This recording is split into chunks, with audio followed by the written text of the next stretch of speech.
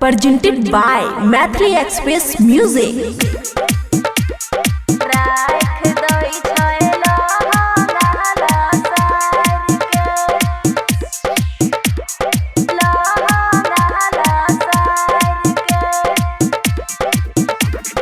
कितना तोरा हम बताइयोगे सखी तोरा समझाइयोगे कितना तोरा हम बताइयोगे सखी तोरा समझाइयोगे वो ठीक लहली कान के बाली माजा जलै छै खूबे झार के माजा जलै छै खूबे झार के रो हमारा रात के राख दई छै लहंगा सार के रोवै छै सखी हमारा रात के राख दई छै लहंगा सार के रोवै छै सखी हमारा रात के डीजे गुड मधुबनी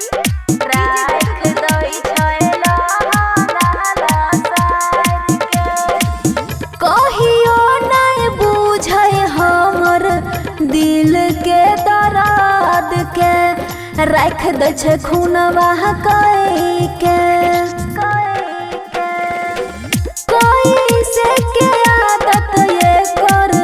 हम छोड़ाइए रह छै दोसरे धुन के करे रोज खेला पाई के अकेला हमरा ऊपर चढ़ के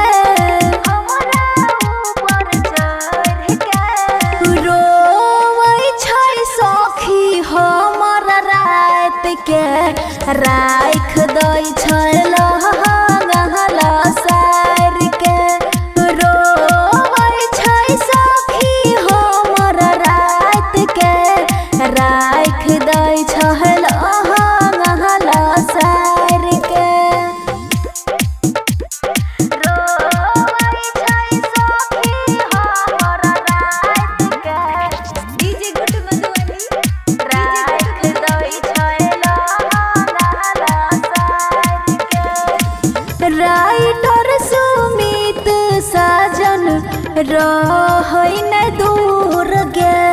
माजा उलै छै भरपूर गे दीपाली शर्मा के नहीं बुझै छै दुख गे कहियो नहीं करै छै सदूर गे कबरे अगारी कबरे पिछारी डालै छै उ सुधार के रोवै छै सखी हमर रात के राख दै छै लहंगा सार के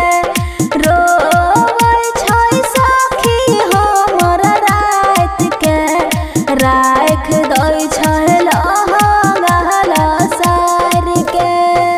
खुशी रिकॉर्डिंग स्टूडियो बलुआहा।